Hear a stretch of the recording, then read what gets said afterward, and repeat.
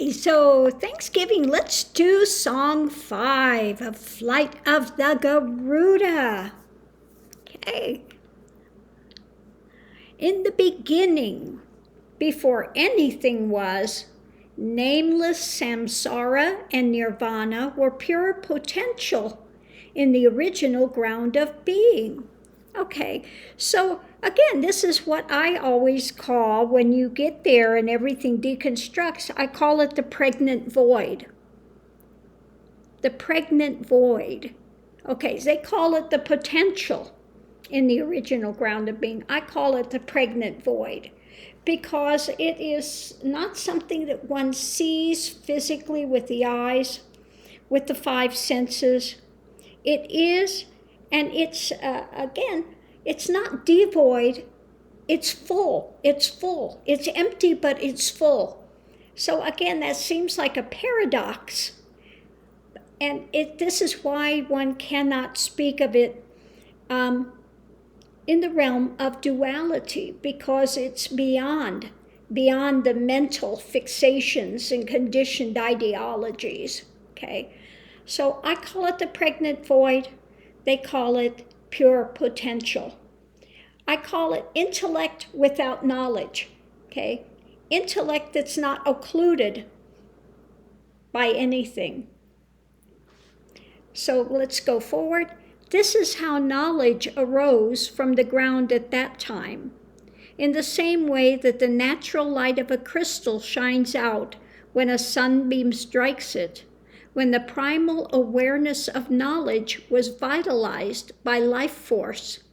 The seal of the vase of eternal youth was broken, and spontaneously originated clear light shone in the sky like the light of the rising sun, as pure lands of pure being and primal awareness.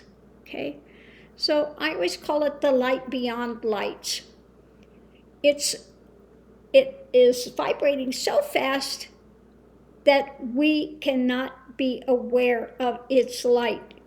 Okay, so far beyond what the conscious mind, what the mind play is able to take in. Okay, so let's continue forward. Then Dharmakaya Kuntu Zangpo understood this to be his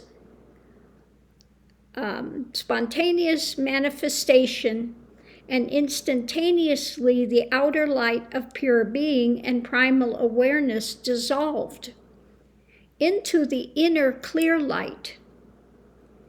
In the original ground of being pure from the beginning, one attains Buddhahood. Okay, so yes, Buddhahood is attained when one awakens, when one, again, everything deconstructs into this divine is. Okay, into this divine is, and there is a radical shift of consciousness that takes place. These things are known. It's absolutely unknown at that point. Okay, it's not something that one is learning or holding to as a perhaps. This is beyond beyond one's conditioned ideologies. Okay, it just simply is. Okay, it just simply is. More reality than what one sees in the physical world of duality. Okay, so it blows all these conditioned ideologies out. Nirvana and Nibbana means blown out. Okay, one goes into that clear light, that again, as I call it, the pregnant void. Total intellect without occluding knowledge. Okay, into that vast awareness. Again, we are that awareness. We are that consciousness that has that awareness. How do you know you slept at night? How do you know because there is awareness. There is that awareness. Okay, so let's go forward. We unenlightened beings, however, did not understand that the nature of spontaneously originated appearances was and is our own natural radiance, and unmindful perception and bewilderment were the result. This is called the ignorance that accompanies every perception. Okay? So every perception, every conditioned ideology is missing the point. It doesn't see where one has stemmed from, that which is unborn. Okay, I've never been born, I've never died. I am that primal is. That is exactly what is the cognition when everything deconstructs. I've never been born, I've never died. Nothing has ever happened to this me-ism, okay? Because that divine is, that spirit of which we are comprised, cannot be touched by any of the happenings in the world of duality. So again, there is a radical shift of consciousness that takes place. Also, at that time, the clear light and the appearances arisen or arising out of the ground of clear light were and are perceived as two. So it's like when you have the prism and a light hits it, it's a singular light, but it appears to subdivide into colors. Okay, it appears to subdivide. So we have this projection that comes out and it creates the world of duality. The world appears as divisionary. So this is called conceptual ignorance. It was at this juncture that we fell into the trap of ignorant dualism. Okay. Thereafter, as the potentialities of our experience proliferated, with the gradual widening of the scope of our activity, the entire gamut of samsaric action emerged.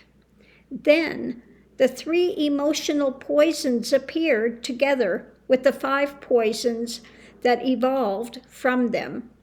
The 84,000 forms of passion, developing from the 5 poisons, and so on.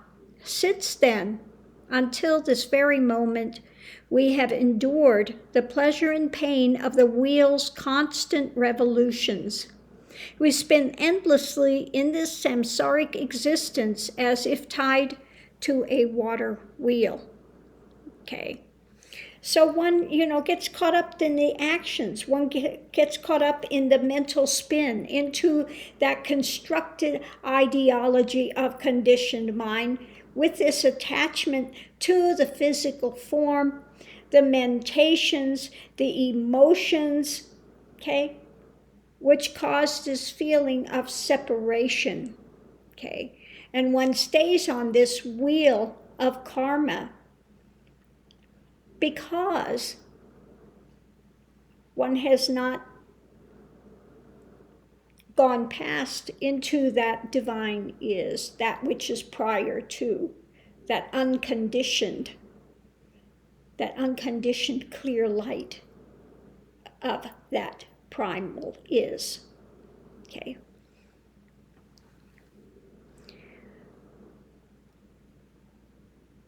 Now, although your Lama's profound personal instruction has made you aware of the self-deception and delusion harbored in the dark cave of your mind, you have also recognized your mind as Buddha.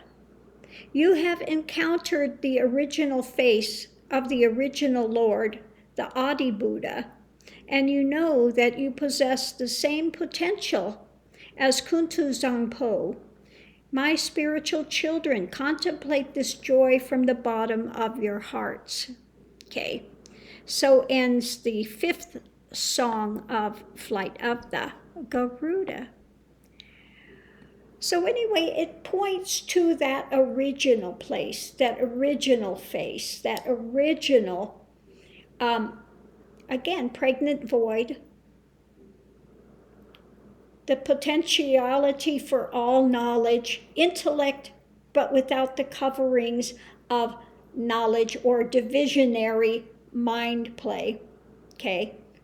Or that divisionary where that light subdivides into lights, okay? So in this one, it's just pointing back to that. This is the journey. This is the journey to pull away the coverings that one has gathered and collected as persona, okay, as ego. Ego does not mean egotistical.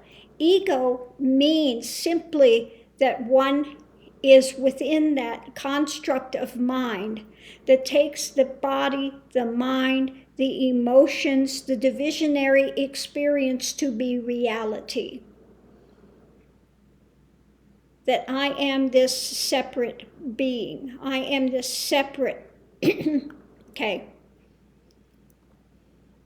But again, when one goes back, then all of this implodes and the reality is the divine is. Pregnant void. Spirit that is untouched by any of the happenings in the world of duality. Okay. So thanks for tuning in. Much love and light. And we'll continue with the flight of the Garuda offerings. I hope you enjoy this. Much love and light.